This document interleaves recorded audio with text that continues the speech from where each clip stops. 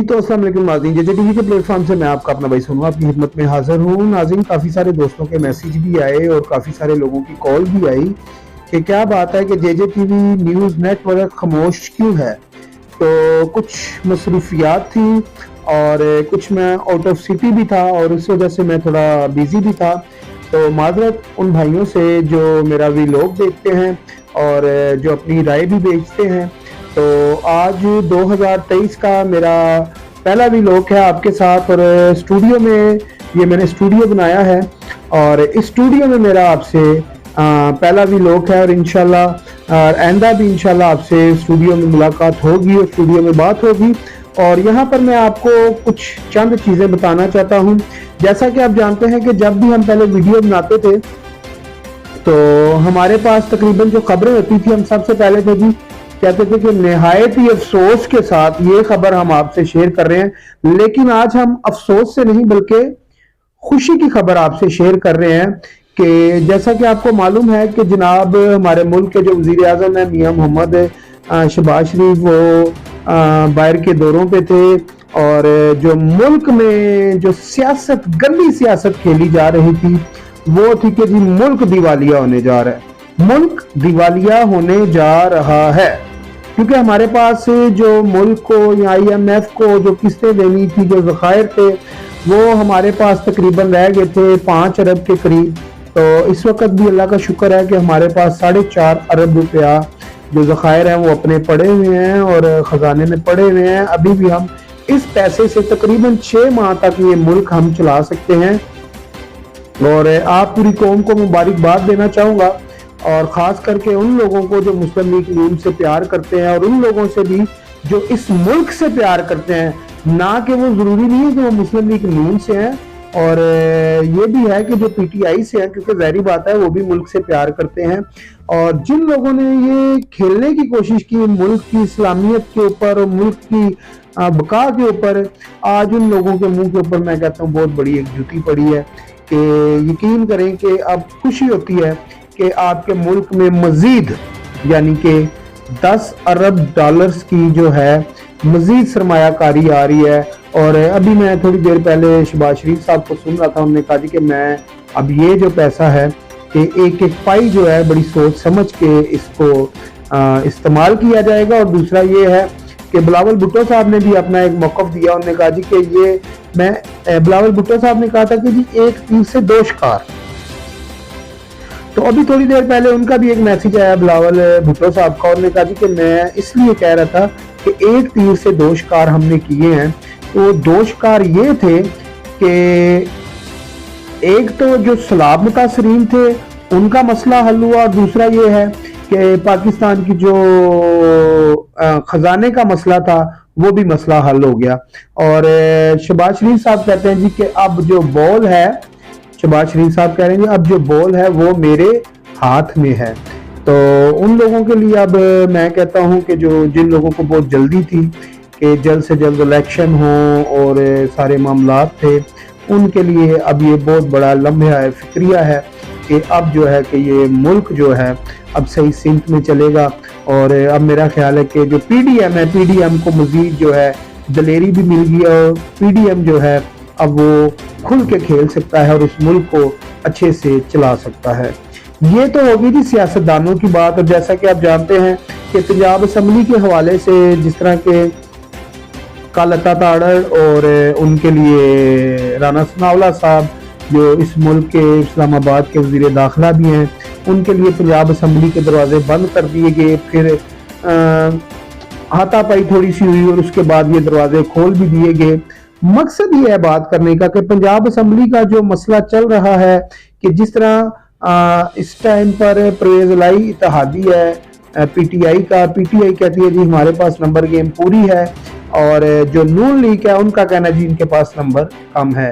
लेकिन यहाँ पर ना तो PTI अपने नंबर शो कर रही है और ना ही मुस्लिम लीग नून यानी कि PDM अपने नंबर शो कर रही है।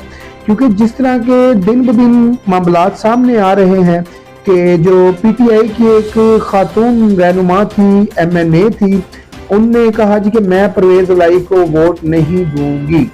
उसकी वजह यह है कि साथ ही फवाद चौधरी साहब का एक पैगाम आता है तो उन्होंने कहा जी इनको मैं लोटा तो नहीं लोटी कह सकता हूँ कि जो परवेज लाई को वोट नहीं देगी तो ये फिर लोटी हुई। तो उनको भी पंजाब असम्बली में काफी जो है कि तनकीद का सामना है।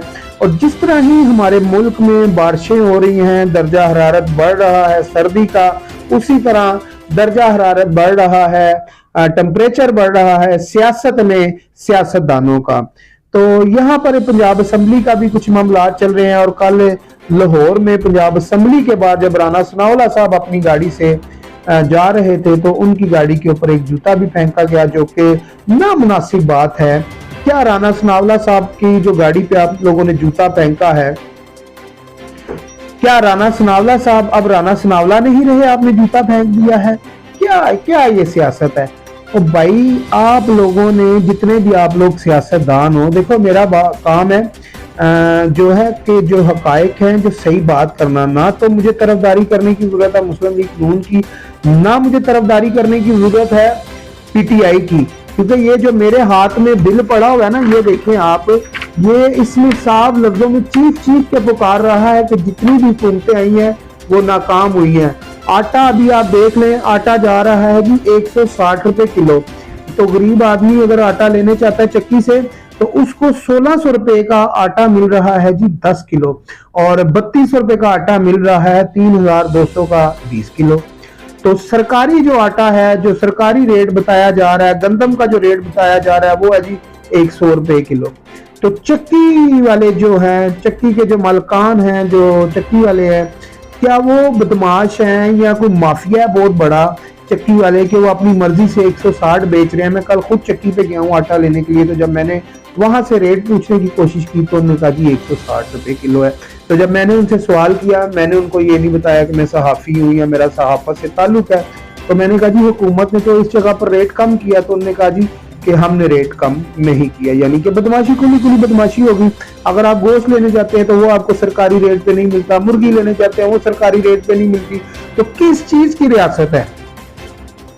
आप देखें ना कि आपको आटा, घी, चीनी, पत्ती, ये चीजें जब आपको सरकारी रेट पे नहीं मिलती या जो गवर्नमेंट के रेट है उस पे नहीं मिलती, तो फिर गवर्नमेंट काहे की हुई भाई?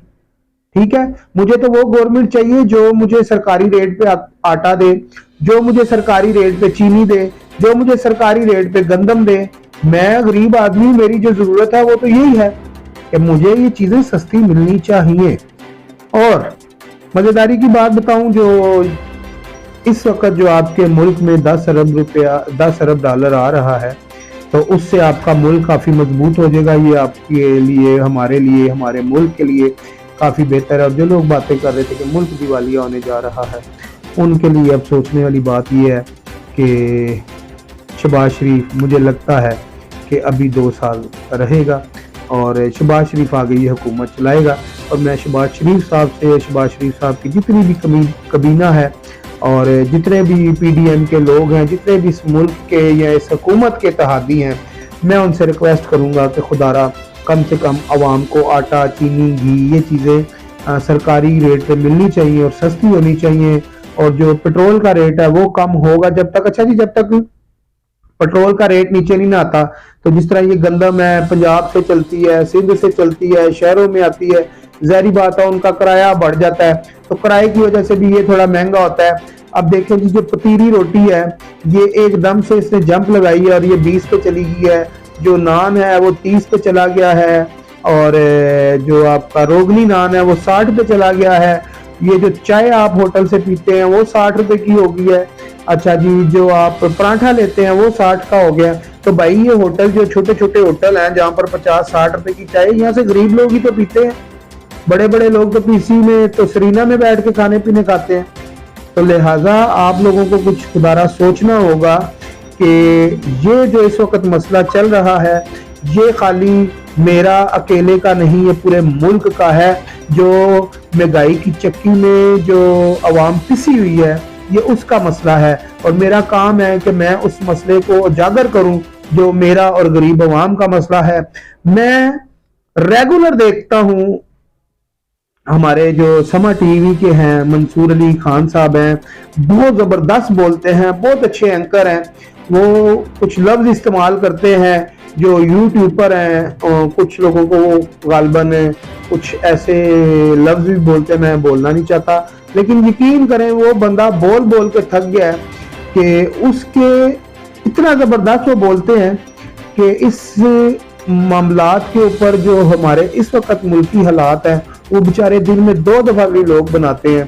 एक उनका सुबह आता है, शाम को भी लोग आता है, लेकिन हमारे जो जितने भी सियासतदान है, हुक्मरान है, उनको असर नहीं होता कि यार ये जियो वाले, ARY वाले, समा TV वाले जो मुल्की हालात है चीख चीख के पुकार रहे हैं कि ये मुल्की हालात ठीक किए जाएं, लेकिन उसके ऊपर किसी की क्या कहते हैं कि जूं नहीं रेंगती।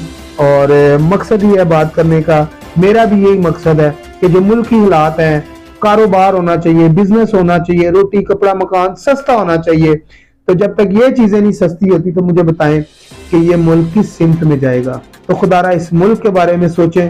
तो मैं उन एंकर्स को भी, उन सहाफियों को भी, उन रिपोर्टरों को भी सलूट पेश करता हूं जो इस चीज के ऊपर काम करते हैं कि महंगाई के ऊपर काम करते हैं, महंगाई कैसे कम होगी और इस मुल्क में बेहतरी कैसे आएगी। यकीन करेंगे मेरे पास जो इतने बिल पड़े हुए, मैं आपको एक एक करके दिखाऊं तो आप हैरान परेशान हो जाएंगे कि जो आटे के हैं, जो घी के हैं और ये सारे जो खाने पीने की चीजें हैं, इनमें इतनी कहने के रेट बढ़ चुके हैं कि एक परेशानी बन चुकी है कि ये मुल्क कैसे चलेगा। और एक जो कम तनख्वाह वाला बंदा है वो अपने घर का बजट कैसे बनाएगा।